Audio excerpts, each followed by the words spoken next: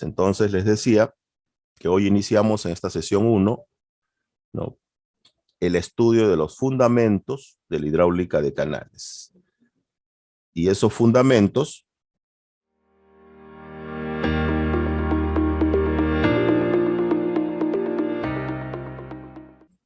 lo vamos a estudiar. Aquí tienen los temas, ¿no?, que vamos a ver ahora, que yo ya les había manifestado. Primero vamos a dar los conceptos fundamentales de la hidráulica de canales y las ecuaciones fundamentales de la hidráulica. Vamos a recordar cuáles son esas ecuaciones fundamentales que ya ustedes las han visto, ¿no?, en el ciclo anterior, pero ahora las vamos a ver aplicadas a los conductos abiertos. Ustedes lo han visto aplicadas a los conductos cerrados.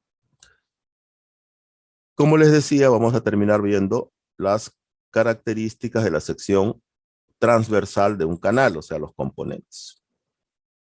Muy bien. ¿Qué cosa es un canal? Un canal es un conducto abierto, como ya lo hemos dicho, que transporta el agua por acción de la gravedad y sin ningún tipo de presión. Entonces ahí están las dos características más importantes para que ustedes identifiquen un canal. Transporta el agua por acción de la gravedad. O sea, ¿qué significa eso? Que se mueve por su propio peso, el agua, ¿no? O sea, el agua no necesitamos impulsarla en un canal, ¿no? El agua ingresa donde se inicia el canal y se comienza a mover por su propio peso, por esa fuerza perpendicular hacia abajo, que es la gravedad.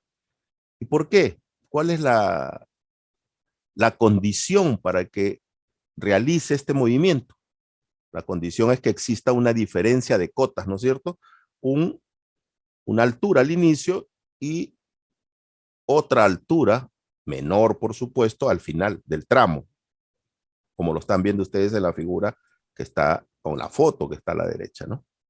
Entonces debe tener una pendiente, ¿no?, para que ese volumen de control, ese volumen de agua, o esa masa de agua, ¿no?, se comience a mover. Entonces, esa es una característica básica, fundamental, ¿no?, para definir un canal o un conducto abierto. Debe cumplir esa condición. Y la segunda está relacionada pues con su condición de ser conducto abierto. Es claro, es directamente proporcional, se diría, ¿no? Porque en el conducto cerrado tenemos presión básicamente manométrica, ¿no es cierto? Porque la presión atmosférica siempre va a existir. Esa es la presión que existe físicamente en la Tierra. Esa no va a desaparecer jamás. Siempre va a existir. Y entonces la suma de la presión manométrica más la presión relativa o presión atmosférica es la presión absoluta. Eso lo hemos aprendido en mecánica de los fluidos, 1, ¿no? Entonces, esta presión atmosférica siempre va a existir, es constante, ¿no? Bueno, constante en el sentido de su existencia, pero no tiene el mismo valor porque depende del lugar donde usted se encuentre, ¿no?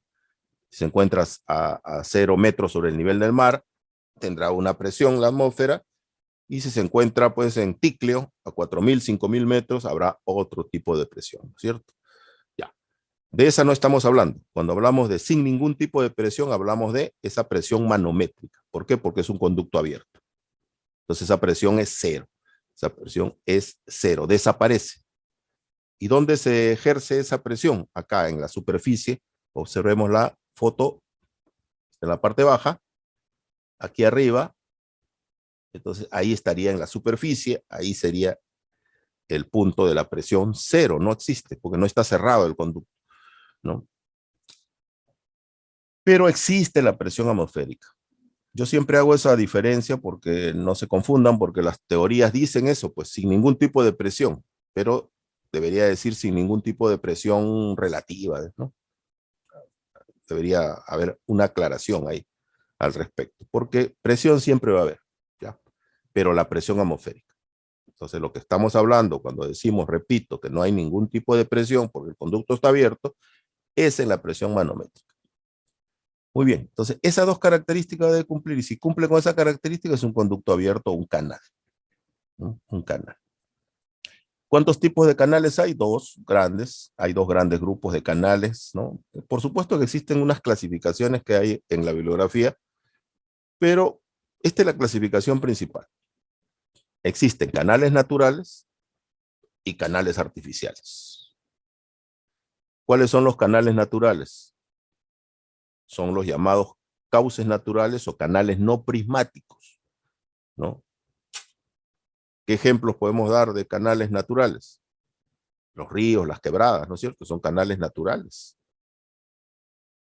Y los otros son los canales artificiales. ¿Cuáles son esos artificiales? Son los que realizados o ejecutados por el hombre. También puede ser por una máquina, diría alguien, ¿no? Sí, pero operada por el hombre, ¿no? Operada por el hombre.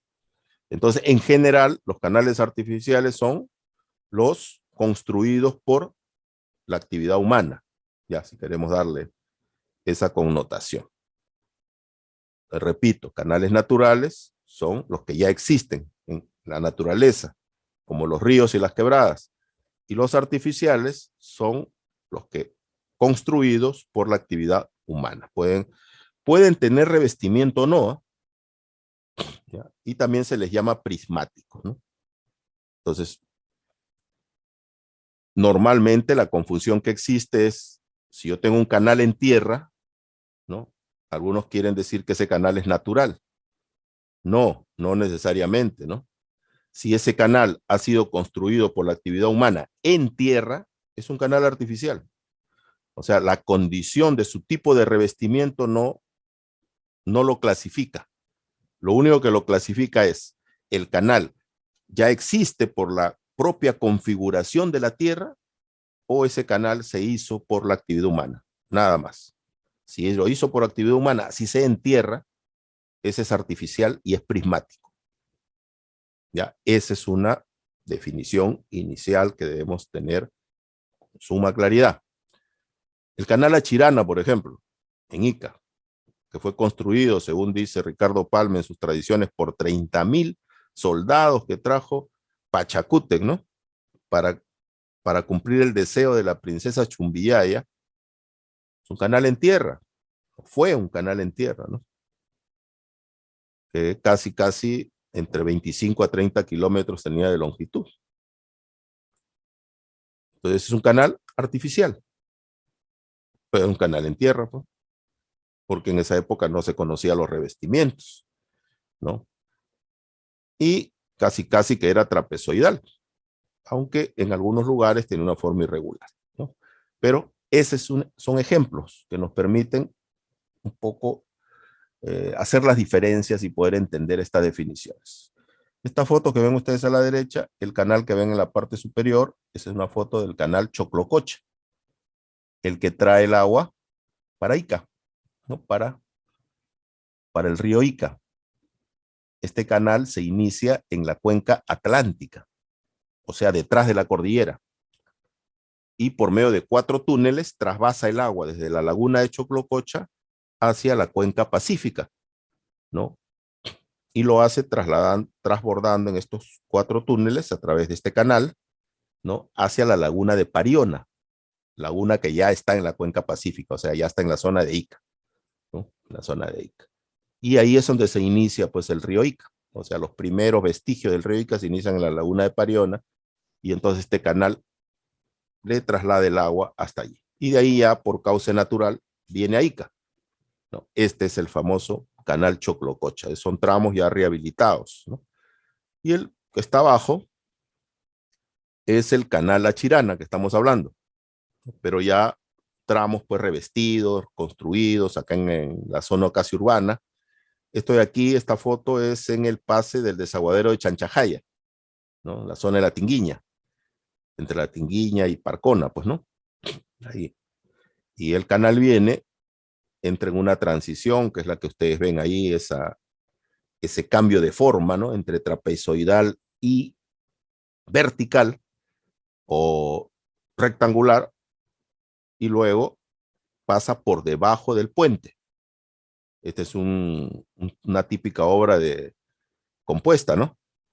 Donde el canal pasa por debajo del puente, es parte de la misma estructura, ¿no?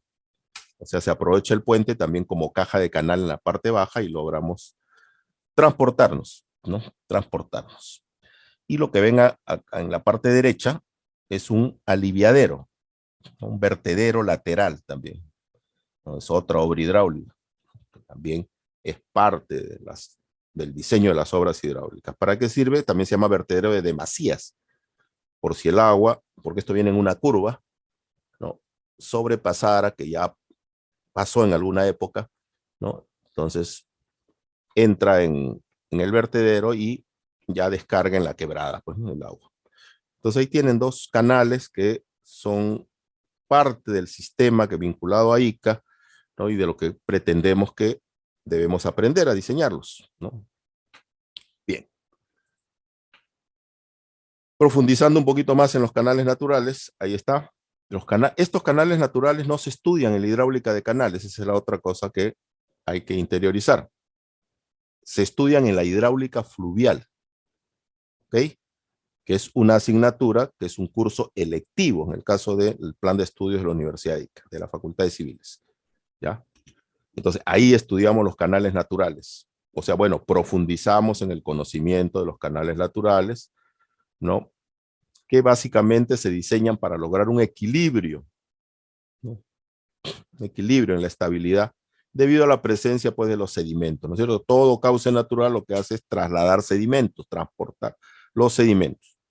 Entonces, ese es un elemento a tomar en cuenta, que no es lo mismo, ¿no? Si nosotros estamos transportando el agua en cualquiera de estos dos canales, ¿no? Porque están revestidos. Como son artificiales, casi siempre están revestidos, entonces son prismáticos. Entonces aquí conocemos todas las características hidráulicas del agua, ¿no? A cambio, aquí no. Aquí muchas de las variables son irregulares, van a ir cambiando, entonces por eso se estudia en una asignatura independiente. Entonces no es parte del estudio, ¿no? De la hidráulica de canales, del curso de la asignatura. Por lo tanto, esta asignatura se centra en el estudio de los canales artificiales. ¿Ok? Ahí está. Estos son los construidos por el hombre, que como ya hemos explicado, y pueden tener diferentes formas, pues, ¿no es cierto? Pueden ser rectangulares, trapezoidales, circulares, ¿no? De formas semiovoides, etcétera. Ahí en la foto que ven ustedes abajo a la derecha, ese es el túnel Supaymayo, que es uno de los 4 túneles que traspasa el agua de la cuenca atlántica a la cuenca pacífica, ¿no? Para traerlo a Ica. Ya, esos son los túneles. 4 de esos han sido construidos, ¿no? Ahí me encuentro con el ingeniero Hugo Benito y el ingeniero Conislia, que trabajamos en una época en el proyecto especial Tambo Jaracoche, ¿no? Ahí. El ingeniero Conislia era el director de estudios y el ingeniero Benito era el director de obras, ¿no? Y yo ejercía la gerencia general del proyecto, ¿no? Entonces, una de las tantas visitas a la zona de obras, por algún motivo seguro hemos ido a revisar ahí. El proyecto estaba haciendo seguramente algunas obras de mantenimiento. Básicamente se hacen obras de mantenimiento en esa zona. Bien, vamos ahora, luego de esta parte inicial, principal, fundamental, vamos ahora a las ecuaciones. A recordar un poquito sobre las ecuaciones de la hidráulica de canales. A ver, 3 son las ecuaciones básicas de la hidráulica, ¿no es cierto? La ecuación del gasto, la ecuación de la energía, ¿no? Y en este caso, para la hidráulica de canales, la ecuación de la cantidad de movimiento, ¿no? La ecuación de la cantidad de movimiento. Las 2 primeras lo han visto ya en fluidos 1. La ecuación del gasto también se llama la ecuación de la continuidad.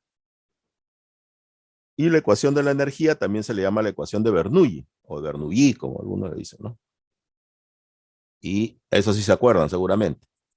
Entonces, esas 2 ya lo hemos estudiado, pero recordémosla, ¿no? La ecuación del gasto o de la continuidad, o la ecuación del caudal, también le llaman algunos, ¿no? No, nos dice, ¿no?, que la cantidad de fluido que pasa a través de la sección del flujo por unidad de tiempo es igual al producto del área de la sección transversal por la velocidad media, ¿no?, del conducto, en ese punto, en esa sección, ¿no? Entonces, repito, el gasto caudal es igual al área de la sección transversal por la velocidad media, ¿no es cierto? Eso lo hemos aplicado en tuberías, ¿no?, donde lo que hemos profundizado, estudiado, lo complicado es calcular la velocidad, ¿no? Y hemos aprendido a calcular la velocidad, ¿no?, de varias formas, ¿no es cierto? Ya de acuerdo a cómo se comporta el fluido, de acuerdo a cómo se comporta el contorno, o sea, el revestimiento también, las fórmulas van cambiando, ¿no? Por eso es que siempre hemos hecho primero un cálculo de comprobar si la tubería era hidráulicamente lisa, hidráulicamente rugosa o en transición. Y luego de definir eso, recién podíamos elegir la fórmula de velocidad para cada caso, ¿no? También tenemos fórmulas empíricas y también tenemos gráficos, etcétera, etcétera. Siempre el tema de la velocidad, ¿no?, es el tema de investigación y de cuidado en el caso de la conducción de un fluido. Recuerden eso, porque el área de la sección transversal es una constante, ¿no?, y depende de la forma nada más del recipiente. Entonces es una cuestión geométrica, ¿no es cierto? Entonces un poco que la hidráulica viene por el lado de la velocidad. Pero ¿qué nos dice la ecuación del gasto? Que esta cantidad de agua que ingresa en el conducto o en el canal es la misma cantidad de agua que debe permanecer constante a lo largo de todo el tramo o de todo el recorrido, ¿no?, de este conducto. Puede ser abierto o cerrado. Aplica para los dos casos, por eso le digo, ¿no? No puede haber más agua ni menos agua, teóricamente hablando, de acuerdo a esta ecuación, ¿no? Si ingresa 5 metros cúbicos en el canal, debe haber 5 metros cúbicos, 10 metros aguas abajo, 1 kilómetro, 5 kilómetros, 30 kilómetros, ¿no? Y si, bueno, ahí comienzan ya a distribuirse por las tomas laterales, bueno, ya pues ahí sí no va a continuar ya los 5 metros cúbicos, ¿no? Pero en todo el tramo, sin ninguna salida, debe mantenerse la misma cantidad de caudal. ¿En base a qué? En base a esta ecuación del gasto. Es la que nos sustenta porque la cantidad de agua que entra es la misma cantidad de agua que sale. Vuelvo a decir, esto se ha demostrado, ¿no?, en fluidos 1, en esta ecuación, y tiene aplicabilidad también igual, de la misma forma, en la hidráulica de canales. En los canales vamos a utilizar esta ecuación entonces, ¿no? Y no solamente la ecuación, sino el fundamento, ¿no?, de que la cantidad de agua que ingresa es la misma cantidad de agua que sale. Luego hemos estudiado la ecuación de la energía, ¿no?, o ecuación de Bernoulli. Y esta ecuación lo que nos dice es que la energía en un punto debe ser la misma energía en el punto 2, en el punto 3 y en cualquier punto la energía debe ser constante, ¿no? Y eso se basa en los conceptos de Lavoisier, ¿no?, que la energía no se crea ni se destruye, solo se transforma. Entonces la cantidad de energía que tenemos cada uno de nosotros es una, ¿no? Y si corremos 1 kilómetro, digamos cansados, pues, ¿no?, nos hemos agotado. ¿Qué hemos hecho? Hemos perdido energía, ¿no? Entonces lo que usted ha perdido es energía. ¿Por qué? Porque ha hecho un esfuerzo de transportarse del punto 1 al punto 2. ¿Y por qué ha hecho el esfuerzo? ¿Por qué nos resulta difícil ir de un punto 1 a un punto 2? ¿Por qué no, como en la luna, ¿no?, dan un salto nomás y llegan y sin ningún esfuerzo? Bueno, es que son las condiciones de cada planeta. Pues en el planeta Tierra, ¿no?, entonces nosotros, por ir de un punto 1, propiedad física, a un punto 2, tenemos una pérdida de energía. ¿Por qué? Porque existe un fluido que se opone a nuestro desplazamiento. Si nosotros queremos correr hacia la derecha, hay un fluido, que es el aire, que se opone a nuestro desplazamiento. Y por eso debemos hacer el esfuerzo para vencer esa resistencia y poder llegar. Y al hacer ese esfuerzo, perdemos energía. Pero la energía en el punto 1 tiene que permanecer igual a la energía en el punto 2, ¿no es cierto? Es lo que dice la ecuación, el concepto. Entonces, mi energía en 1, vamos a suponer, en el punto A era como 1, y llegué acá en el punto B con 0.8. Entonces mi energía en B es 0.8. Pero a eso tengo que sumarle más 0.2 de pérdida de energía. Por lo tanto, 1 igual a 1. Bueno, eso mismo sucede aquí con el fluido, con el líquido, ¿no? La misma condición. Todos los cuerpos tienen esa propiedad física, ¿no? Entonces, esta ecuación mide, ¿no?, esa energía en el punto 1 y la energía en el punto 2. Entonces, ¿cuándo la energía en 1 va a ser igual a la energía en el punto 2? Cuando no exista pérdida de energía. O sea, si yo quiero en el laboratorio, digo, voy a despreciar la pérdida de carga, la pérdida de energía. Para eso, yo debo imaginar un fluido ideal. Entonces, ahí aparece el término de fluido ideal. ¿Qué cosa es un fluido ideal? Aquel que no tiene viscosidad y por lo tanto no tiene pérdidas de carga. Y eso me simplifica en laboratorio no poder diseñar algunas fórmulas, algunos experimentos. Pero ¿cuál es la realidad? La realidad es que sí existe viscosidad en la Tierra. Y esa viscosidad es una propiedad del fluido, de oponerse al desplazamiento del cuerpo. Mientras más viscoso es el fluido, más resistencia hace el desplazamiento, ¿cierto? A ese fluido se le llama fluido real. Entonces existen dos tipos de fluido, ¿no? Vayamos recordando. Fluido real y fluido ideal. ¿Cuál es la diferencia? Que uno tiene viscosidad, el real, y el otro lo consideramos sin viscosidad, por motivos estrictamente teóricos, ¿ya? Pero en la naturaleza, el fluido es real, pues, ¿no? Tiene viscosidad. Entonces, para nuestro desplazamiento va a haber una oposición, por lo tanto va a haber pérdida de carga, ¿correcto? Y eso se expresa en esta ecuación, que está acá en rojo.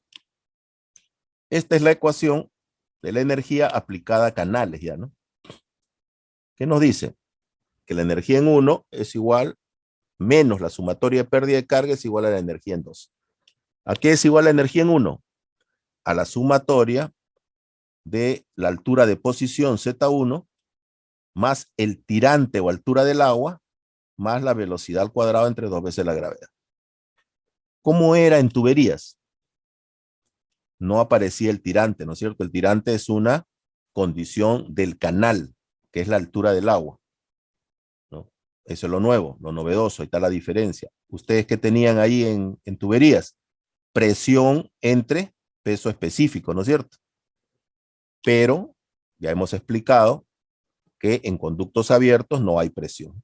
Por lo tanto, eso es sustituido por la altura del agua en el canal, que ahora lo vamos a llamar, a partir de ahora, esa es la primera jerga que van a aprender de hidráulica de canales, que a la altura del agua le llamamos tirante, tirante del agua, ¿no? Tirante del agua, el tirante, ya cuando nos vamos a referir al tirante, ya ustedes saben, es la altura del agua en el canal. Entonces, esta es la energía en 1, menos la sumatoria de pérdidas de carga, igual a la energía en 2, ¿no? Igual, Z en 2 más Y2 más la velocidad 2 al cuadrado entre 2 veces la gravedad. Quizás con un grafiquito podemos recordarlo, ¿no? Mejor. Vamos recordando. Aquí. A ver. Punto 1, aquí a la izquierda. Este sería el punto 1. Vamos a utilizar el lapicito. Aquí, ¿no? Vamos a suponer, este es el punto 1 y este es el punto 2, ¿no es cierto? Listo. Entonces, en el punto 1, la energía en 1, ¿no?, debe ser igual a la energía en 2. Ahí está. Esta línea, la superior segmentada, nos dice que la energía en 1 igual a la energía en 2. Perfecto. ¿A qué es igual la energía en 1? A Z1, Z en el punto 1, ¿no? ¿Qué cosa es Z? Es la altura de posición tomada desde un plano de referencia, este X1 es un plano de referencia arbitrario. ¿Recuerdan? Arbitrario. Yo lo puedo colocar así como está aquí, más arribita, más abajo, por eso se llama arbitrario. Es un plano de referencia. Entonces, lo primero que yo hago, dibujo el perfil de mi canal y trazo este nivel de referencia XX1. Y luego levanto una perpendicular desde el plano de referencia hasta el fondo del canal. A eso se le llama Z1. Repito, la altura de posición Z1 es la altura perpendicular levantada desde el plano de referencia hasta el fondo del canal. Ya, ahí está Z1. Luego, hemos dicho que más el tirante. Ahí está el tirante. Y1, el tirante del punto 1, la altura del agua. Este es el fondo, entre el fondo y la superficie, pues, del agua. Esta es la superficie del agua. Esta es la superficie del agua. Vamos a poner acá un simbolito para que se entienda que es la superficie del agua y esto que está cachurado es el fondo. Listo.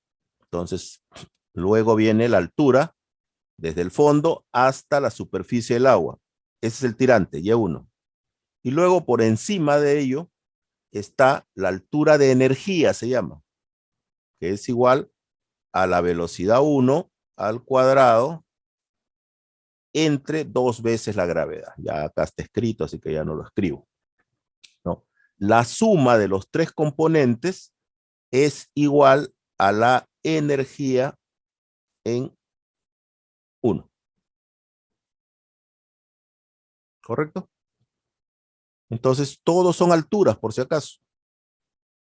Y aquí nos va a dar, si quisiéramos ponerle números y dibujarlo, ¿no? Lo podemos dibujar una escala y les va a dar los puntos, ¿no? Valor de la energía. Muy bien. Veamos ahora en 2. Hacemos lo mismo, ¿no es cierto? Esto sería Z2, la altura de posición del punto 2 tomada perpendicularmente desde el plano de referencia hasta el fondo del canal. Por encima está el tirante Y2, ¿cierto? Que puede ser como no puede ser igual a Y1. Ya vamos a ver esos casos, ¿no? En este primer caso, cuando trabajamos en flujo uniforme, puedo ir adelantando, ¿no? Son iguales, es constante, como dice acá, H constante, ¿no? Acá podríamos decir Y igual H igual constante, ¿no? Pero esto solo funciona en flujo uniforme, es una condición, ¿ya? Bien, por encima del tirante, entonces está la altura de velocidad del punto 2. Sería aquí 2, ¿no es cierto? Velocidad 2 al cuadrado entre 2 veces la gravedad. Ahí lo tienen, ¿no? Y si ustedes estuvieran graficándolo a escala, a ver, si tuviéramos los valores graficar en escala, van a ver que no llega pues hasta el punto máximo, ¿no? Y no debe llegar, para que sea verdad. ¿Por qué? Porque aquí en este espacio, para que se iguale, hasta aquí, todo esto sería E2, ¿no es cierto? La energía en 2. La energía en 2 sería Z2 más Y2 más velocidad 2 al cuadrado entre 2 veces la gravedad. La suma de los tres componentes sería energía en 2. Pero para que E1 sea igual a esta parte de acá, faltaría la sumatoria de las pérdidas de carga. La sumatoria de las pérdidas de carga, ¿ya? Estas pérdidas de energía o pérdidas de energía por el esfuerzo que hace el flujo, ¿no? De transportarse desde el punto 1 al punto 2. En esa dirección está la flecha, el flujo se mueve, pero en ese esfuerzo pierde energía. Ya hemos explicado. ¿Por qué pierde energía? Por la viscosidad, ¿no? Por la viscosidad. Porque la viscosidad es una fuerza de resistencia que se opone al desplazamiento. Mientras más viscoso es el fluido, mayor será esa resistencia, por lo tanto, mayor será mi pérdida de energía. El agua, por supuesto, tiene un valor y ya veremos, ¿no? Se expresa a través del peso específico de la densidad y con eso podemos calcular, pues, ¿no? Esos valores, ¿no? Esos valores. Eso lo hemos estudiado en Fluidos 1, por si acaso, ¿no? Cómo calcular estas pérdidas de energía. Pero eso es lo que sucede en un canal, en la sección, en el perfil, ¿no? Un canal con respecto a la ecuación de la energía, ¿no? Entonces, aquí podemos decir que E1, bueno, partamos primero de tal cual estamos mirando, ¿no? Sería igual a E2 más la sumatoria de las pérdidas de carga, las pérdidas de energía, ¿no? Eso sería. Ahora sí sería 1 igual a 2.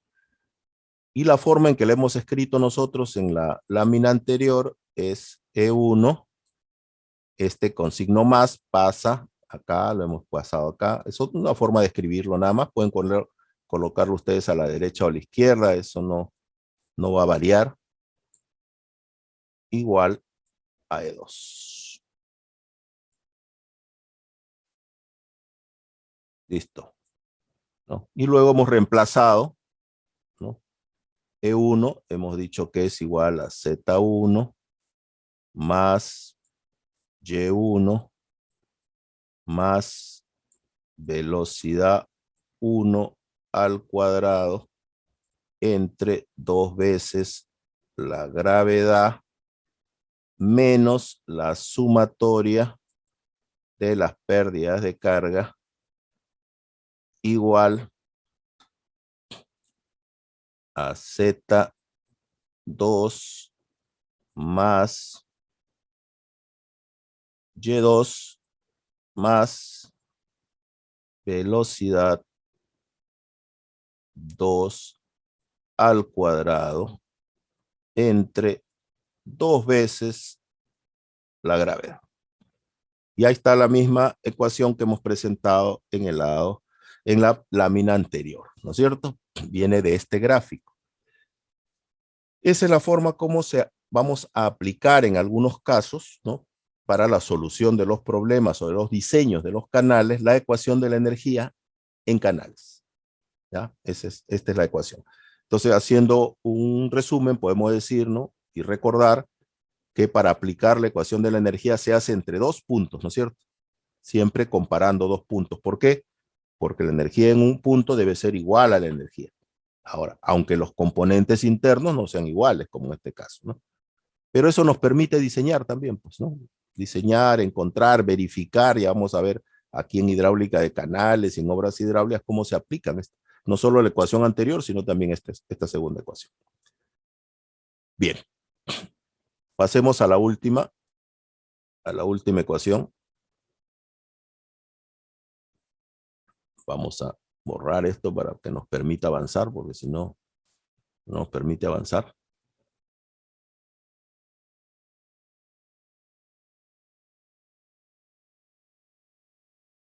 Listo. Bien. La tercera ecuación sí es una ecuación que no la han visto, o sea, es una ecuación que no se aplica en tuberías, solamente se aplica en unos casos específicos de los canales, ¿ya? Como en el que están viendo en la figura que está en la parte baja. Ese fenómeno se llama salto hidráulico y solamente se produce en un canal cuando viene un tramo anterior con una pendiente muy alta, ¿no? Como la que están viendo en la figura, y luego cambia a una pendiente bien bajita, ¿no? Ese cambio brusco de pendiente es el que provoca, ¿no? Una liberación de energía, ¿no? Y provoca este fenómeno, ¿no? Del cambio de cantidad de movimiento. ¿En qué se basa ese fenómeno? En la segunda ley del movimiento de Newton, la ley de conservación de la cantidad del movimiento. ¿Qué es lo que dice? Que la cantidad de movimiento total antes de un impacto es igual a la cantidad del movimiento total después del impacto, ¿no? Aun cuando el área, ¿no? Antes del impacto sea pequeña, como en este caso, y el área después del impacto sea mayor. Entonces, ese razonamiento o esa aplicación de esta segunda ley del movimiento de Newton nos permite entonces diseñar este tipo de fenómenos y otros más por si acaso, ¿no? Este es como un ejemplo. Entonces, esta tercera ecuación de la hidráulica, vuelvo a decir, se aplica solamente para los conductos abiertos, para los canales y en determinados casos muy especiales. ¿Qué nos dice? Que el caudal al cuadrado entre la gravedad por el área de la sección transversal al inicio del impacto es igual, ¿no?, a el producto del área de la sección transversal, o sea, se puede simplificar, por la distancia de la superficie libre del agua al centro de gravedad del área mojada. En el caso 1, acá. Miren, el canal viene con una gran pendiente y cuando tiene gran pendiente, ya vamos a verlo en las clases posteriores, ¿no?, la velocidad del agua aumenta. Eso por lógica lo podemos deducir, no necesitamos ser hidráulicos ni ingenieros civiles, ¿no es cierto? Si yo tengo una pendiente bajita, el agua se traslada con una velocidad. Si yo le incremento la pendiente, la velocidad pues va a comenzar a aumentar, ¿no? Lo podemos hacer en nuestra casa para que ustedes vean, ¿no? Transporten el agua con una pendiente bajita y luego pongan una gran pendiente y van a ver que el agua le inunda todo de una vez. Entonces, lo que estamos observando es que cuando se incrementa la pendiente, se incrementa la velocidad del agua. Y al incrementarse la velocidad, el tirante disminuye. Repito, al incrementarse la velocidad en el tramo de un canal, el tirante disminuye. La pregunta es ¿por qué? Por la ecuación del gasto, por el principio de que el caudal es el mismo, ¿no es cierto? O sea, Q en el punto 1 es igual a Q en el punto 2, pero Q es igual al área de la sección transversal por la velocidad. Entonces, si la velocidad incrementa, para que se mantenga la igualdad, el área de la sección debe disminuir. Por eso es que el tirante disminuye. Entonces, esta sección A1, acá, es una sección pequeña, ¿no? Es un área, el área de impacto, pero con gran velocidad. Y luego, después de una gran liberación de energía, viene el impacto en la salida, o después del impacto, el área después del impacto. Y entonces, como al momento que se ha incrementado la velocidad, ha habido una gran acumulación de energía, cuando cambia la pendiente, a casi horizontal, se libera la energía, ¿no? Y eso hace que entonces el tirante crezca. ¿Qué pasa con la velocidad si el tirante crece?